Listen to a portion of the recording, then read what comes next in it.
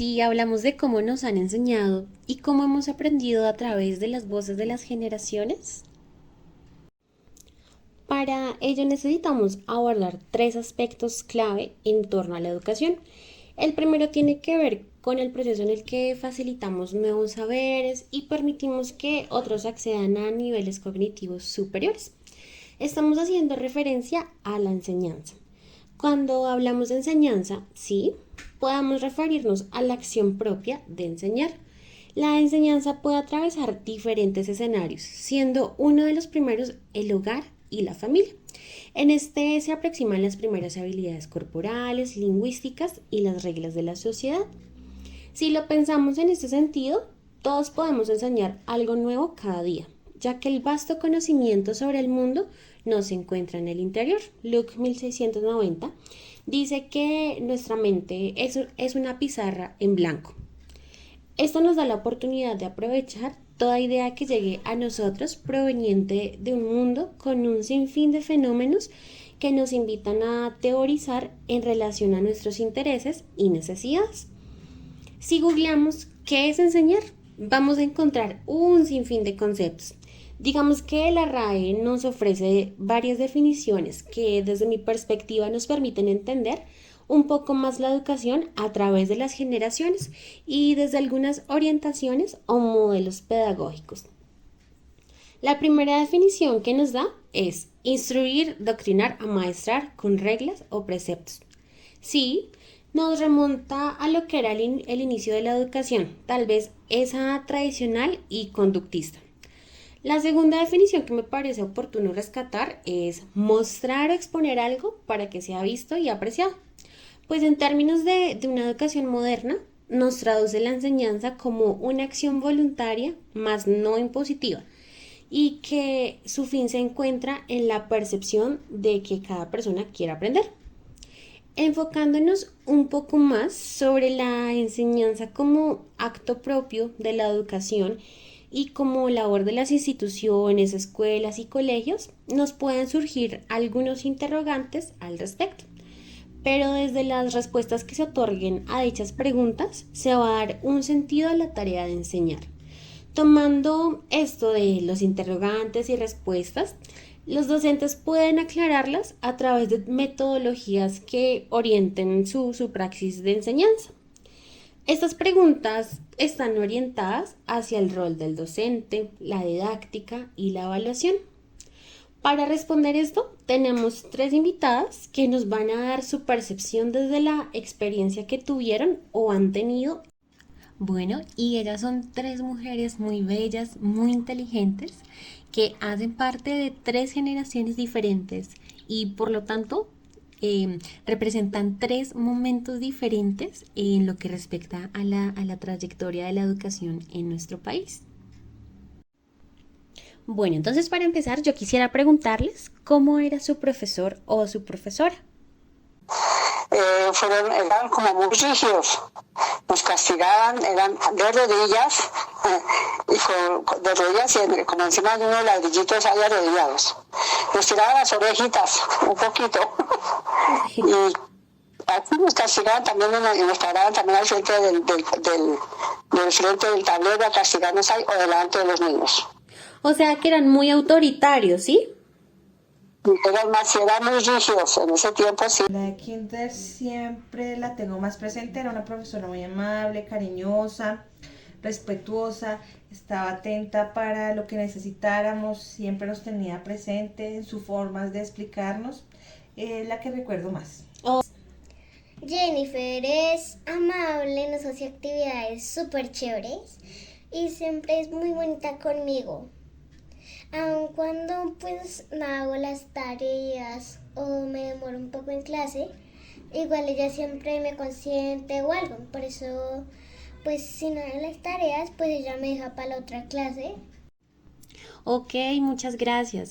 Bueno, ahora quisiera preguntarles, en la época en que ustedes estudiaban, ¿cómo les calificaban, cómo les evaluaban? Y en este caso, pues a ti Lucy, ¿cómo te califican? Pues era como con números. Eso era como en ese tiempo era como del 3 al 5, algo así. Sí, de 1 a 10 eran las calificaciones. O a veces era A o B. ¿Y En qué nos algunas traducía eso? A era negativo y B era bueno. Linda, hay unas caras que son verde, amarillo y roja, más o menos Sí. juicioso, más o menos y necio. Pero como me califican las tareas, ¿Y las evaluaciones? sí, es más o menos me ponen una B o una M de muy bien, ¿sí? Ah, ok. Un 5 que es la calificación más alta, Sí. un 4, un 3 ya es, van a la nota un 2 o un 1, ya perdió, ya perdió. Bueno, ahora podemos adentrar en los campos de otro elemento importante en el acto educativo. Exacto, nos referimos al aprendizaje y entonces nos preguntamos, ¿cómo aprendemos y cuántas formas tenemos de aprender? El segundo aspecto importante de la educación lo referimos en este momento y de aquí podemos entender qué se entiende por aprender, cuáles son los tiempos y de qué forma se puede aprender. El aprendizaje es todo ese proceso para la adquisición de nuevos aprendizajes y se puede realizar a partir de diversos caminos que abarcan la individualidad o a la sociedad, la reflexión o la mecanización de las ciencias que explican nuestro mundo. Estas formas de llevar el concepto de aprendizaje nos remontan al teórico David Ausubel 1976, que define la experiencia y el descubrimiento como las bases para que una persona pueda construir enlaces neuronales entre lo que ya aprendió y lo que pueda aprender. Aquí tenemos, claro que sí, una oportunidad inigualable de practicar formas de educación que puedan considerarse más lentas en su proceso, pero nos pueden dar un conocimiento más arraigado, ya que tenemos mayor oportunidad de enlazarlo con lo que ya conocemos. Si volvemos a usar nuestro primer aliado, en esta ocasión vemos cómo la RAE adquiere una postura determinada por concepciones tradicionales al decirnos que el aprendizaje es una acción y efecto de aprender algún arte, oficio u otra cosa. Lo que marca este proceso en una idea conductista que se puede evaluar con los criterios sí o no, haciendo referencia a que si se aprendió aquello que se estaba estudiando o si no se adquirieron las habilidades necesarias para el mismo. Luego nos comparte que el aprendizaje hace referencia al tiempo que se emplea en el aprendizaje, enfatizando que existen diversos ritmos de aprendizaje y abre la concepción de educación a un contexto actual. Por último, nos habla de que se trata de la adquisición por la práctica de una conducta duradera, lo que nos demuestra métodos de aprendizaje distintos a la memorización y a la repetición. Si hablamos de las instituciones educativas, podemos encontrar, tras muchas experiencias, voces y prácticas pedagógicas, que los docentes pueden comprender este término desde un conjunto de perspectivas amplias que se materializan en las apuestas propias de cada clase y de cada generación saliente.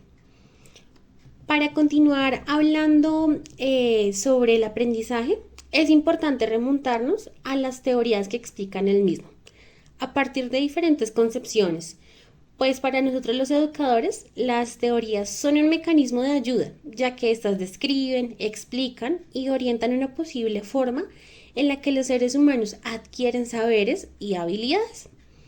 Hablando históricamente, dichas teorías surgen pues como un estudio de la filosofía, ya que buscaban responder a algunos interrogantes en torno a la educación sobre cómo es la mente y su estructura, qué enseñar, cómo enseñar. Estas preguntas son traducidas al currículo y a los contenidos de este. Todo esto en pro de lograr que los individuos o los estudiantes aprendan. Bueno, ahora quisiera preguntarles a ustedes dos, a las más grandes y más sabias, ¿cuáles fueron las materias que tuvieron la oportunidad de estudiar en el colegio? Bueno, era muy importante la religión, lo mismo que hacer las obras manuales, de coser y todo eso, así me enseñaron todo eso en las escuelitas. Me enseñaron a hacer costuritas y a hacer adornitos y todo eso. Veía matemáticas, inglés, ciencias naturales, ciencias sociales, de vez en cuando música, dibujo técnico y contabilidad. Bueno, hablemos un poco sobre algunas de las teorías de aprendizaje. Pero antes de eso, debemos aclarar que están en la base de la pedagogía moderna.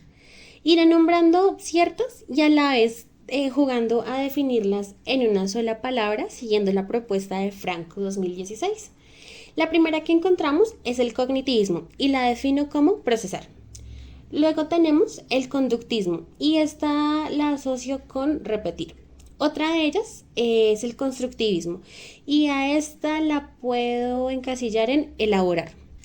Otra vertiente es el constructivismo social y esta la defino como socializar. Al igual tenemos el humanismo y esta la puedo definir como personalidad. Y finalmente tenemos el conectivismo, que esta la encasillo como tecnología. Ya hemos tocado dos elementos dentro del campo de la educación. Y si ahora hablamos sobre cómo aprendemos, si miramos nuestra mano, todos nuestros dedos son diferentes.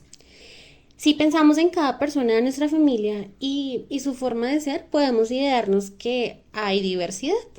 Así pasa en el aprendizaje. Hay diferentes estilos para lograr acceder a este.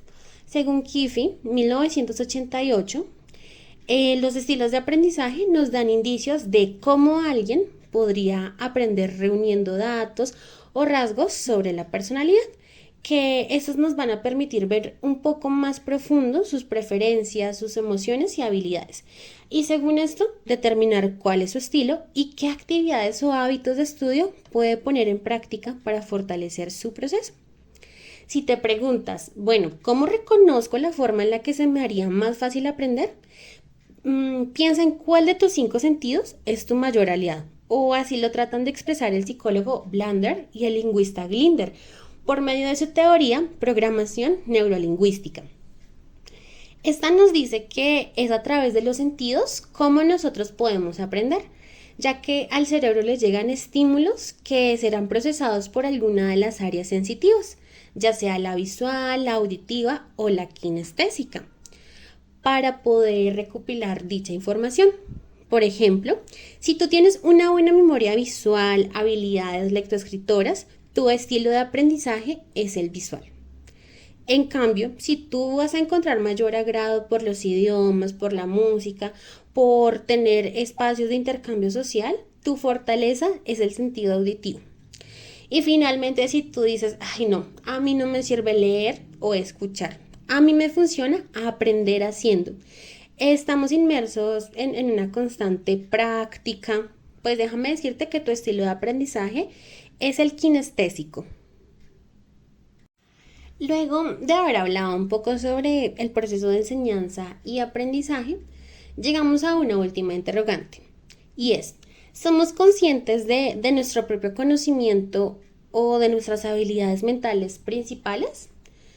La metacognición nos invita a ser conscientes de ello, en medida que usamos la atención, la percepción y nuestra memoria para poder resolver de manera asertiva las tareas que nos presentan, pero no simplemente resolviéndolas y dar por terminado el proceso, sin crear una reflexión e interiorización.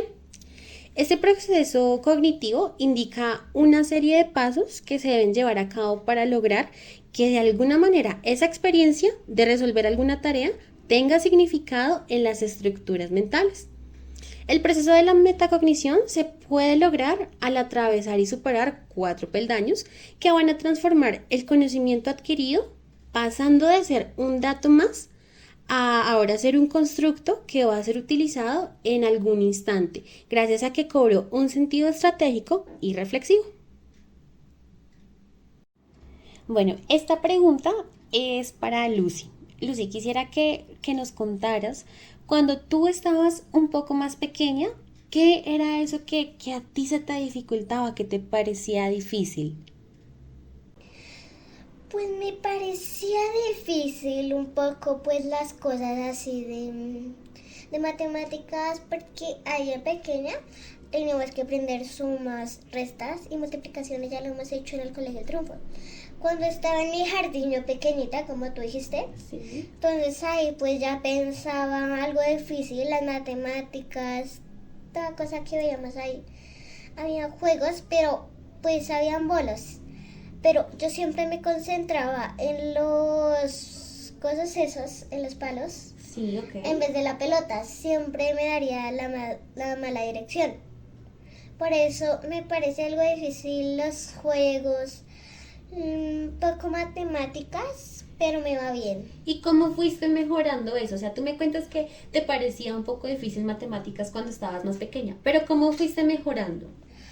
Pues repasé. Y pues ya me sé. ¿Tú sola?